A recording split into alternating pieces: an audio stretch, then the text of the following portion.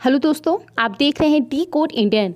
तो यहाँ पे कैबिनेट ने बीएसएनएल के लिए एक रिवाइवल पैकेज को अनाउंस कर दिया है। 89,047 करोड़ रुपीस का ये रिवाइवल पैकेज है और कहा जा रहा है कि अब बीएसएनएल का जो ऑथराइज्ड कैपिटल है वो 1,50,000 करोड़ रुपए से बढ़ के 2,10,000 करोड़ रुपए तक हो जाएगा।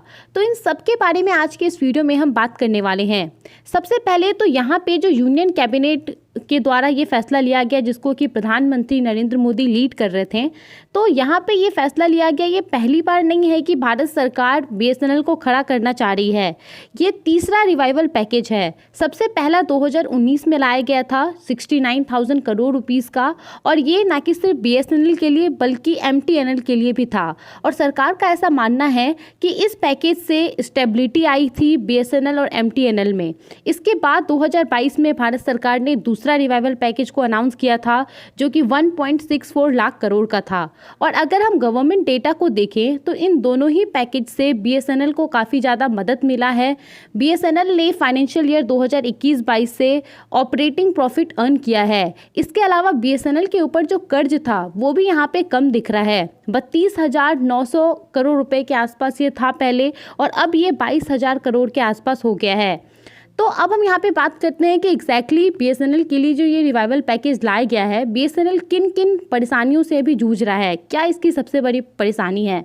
तो यहाँ पे इसकी सबसे बड़ी परेशानी है इसका ख़राब इंफ्रास्ट्रक्चर। अगर हम दूसरे कंपनियों को देखेंगे, जैसे कि जियो हो गया, फिर रिलायंस इंडस्ट्रीज़ का जो वायरलेस आर्म हो गया, जो वायरलेस सर्विसेज प्रोवाइड कराता है, भारती एयरटेल हो गया, वोडाफोन आइडिया हो गया, तो इन सब का जो इंफ्रास्ट्रक्चर है वो काफ़ी ज़्यादा मजबूत है, जिसके वजह से इनके द्वारा जो 4G सर्विसेज प्रोवाइड कराई जा रही हैं वो काफ़ी कम दरों पर कराई जा रही हैं, चाहे हम वॉइस कॉल्स की बात करें या फिर डेटा की बात करें। लेकिन यहाँ पे जो ये बीएसएनएल है ये इन सब चीज़ों में काफ़ी ज़्यादा लैग कर रहा है। हालांकि अभी ये कहा जा रहा है कि ये रिवाइवल पैकेज अनाउंस होने से पहले जो टीसीएस है इसके साथ बीएसएनएल ने एक पैक्ट साइन किया है, और टीसीएस यहाँ पे बीएसएनएल के लिए पूरे देश भर में 4G टावर लगाएगा। लेकिन बीएसएनएल जो अभी ये 4G को पुश दे रहा है वो ऐसे समय पे दे रहा है जब दूसरे कंपनियों को अगर आप देखेंगे तो वो लोग यहाँ पे 5G रोल आउट कर रहे हैं, 5G की तरफ आगे बढ़ रहे हैं। तो ये यहाँ पे बीएसएनएल के लिए एक बहुत बड़ा चैलेंज है। और इन्हीं सब चीज़ों को देखते हुए यहाँ पे ये रिवाइवल पैकेज को अनाउंस किया गया है, और कहा जा रहा है, ये उम्मीद लगाया जा रहा है कि इससे बीएसएनएल को एक स्टेबल टेलीकॉम सर्विस प्रोवाइडर बनाया जाएगा, जिसका फोकस रहेगा कि भारत के जो रिमोटेस्ट पार्ट्स हैं, यानी कि जो दूर दराज के इलाके हैं, वहाँ पे कनेक्टिविटी पहुँचाया जाए। इसके बाद अगर हम बात करें यहाँ पे, तो देखिए ये जो रिवाइवल पैकेज है इसमें एग्जैक्टली बीएसएनएल क्या क्या करेगी। तो सबसे पहली चीज़ तो पूरे भारत में ये 4G और 5G सर्विसेज प्रोवाइड कराने का काम करेगी, उसके तरफ आगे बढ़ेगी।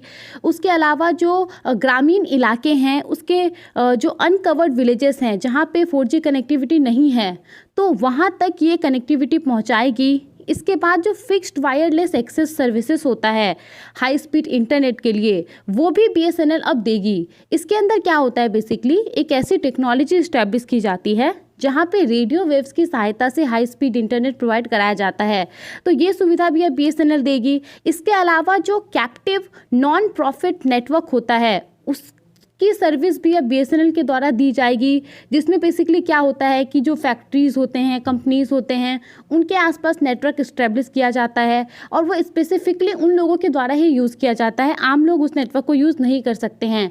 तो ये सारी सुविधा जो है बीएसएनएल यहाँ पे देने वाला है इस रिवाइवल पैकेज के थ्रू। आप यहाँ पे देख सकते हैं किस तरीके से रिवाइवल पैकेज में जो 89,047 करोड़ रुपीस अनाउंस किया गया है वो कहाँ कहाँ खर्च किया जाएगा उसके बारे में बताया गया है। आप चाहे तो इसे पॉज करके देख सकते हैं।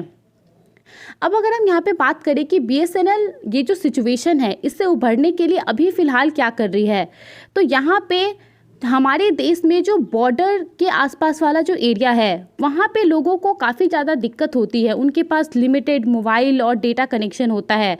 तो इस चीज़ को टैकल करने के लिए बीएसएनएल ने तकरीबन 20,000 4G टावर लगाना स्टार्ट कर दिया है उन एरियाज़ में। इसके अलावा भारत सरकार का जो एक एम है कि पूरे देश में जो 4G कनेक्टिविटी है वो पहुँचाई जाए, तो उसका दायित्व भी बीएसएनएल के ऊपर ही है। जिसमें मेनली फोकस क्या है, वैसे एरियाज़ में कनेक्टिविटी पहुंचाना जो दूर दराज के इलाके हैं वहाँ पे। और ऐसा माना जा रहा है कि BSNL ने इसके ऊपर ऑलरेडी काम शुरू कर दिया है और BSNL ने यहाँ पे एक ऑब्जेक्टिव रखा है कि तकरीबन 25,000 जो गांव हैं वहाँ पे जहाँ पे कनेक्टिविटी अभी नहीं है तो वहाँ पे 4G कनेक्टिविटी पहुँचाना, ये अभी BSNL का ऑब्जेक्टिव है। इन सब के अलावा अभी ये जो रिवाइवल पैकेज लाया गया है इसमें एक बहुत बड़ा अनाउंसमेंट ये हुआ है, सब प्लान किया जा रहा है। देखिए, पहले आपको पता होगा कि सरकार ये विचार कर रही थी कि जो MTNL है, महानगर टेलीफोन निगम लिमिटेड, उसको बंद करने के बारे में सोच रही थी क्योंकि इसके ऊपर काफ़ी ज़्यादा डेट है। तो यहाँ पे अभी ये बात सामने आ रहा है कि MTNL के जो स्टाफ्स हैं, जो ऑपरेशंस हैं, उनको अब BSNL में शिफ्ट कर दिया जाएगा। और ऐसा किस लिए किया जाएगा, इसका बस एकमात्र रीज़न है कि ये लगातार जो है कंपनी लॉस में जा रही है, इसके ऊपर काफ़ी डेट है। अगर आप देखेंगे कि टॉप जो सेंट्रल पब्लिक सेक्टर इंटरप्राइजेज हैं जिसके ऊपर सबसे ज़्यादा डेट है, तो उसमें सबसे पहले तो आपका BSNL आता है, दूसरे नंबर पर एयर इंडिया है, तीसरे नंबर पर भेल है और चौथे नंबर पर आपका MTNL है। तो इसलिए यहाँ पर ये फैसला लिया गया है। आई होप इस रिवाइवल पैकेज से BSNL उभर करके सामने आए, ये मजबूत हो और दूसरे कॉम्पिटिटर को ये अच्छा कंपटीशन दे। तो आज के इस वीडियो में इतना ही था। आई होप आपको ये न्यूज़ समझ में आ गया होगा। आप इसके बारे में क्या सोचते हैं, हमें अपना ओपिनियन ज़रूर बताएं।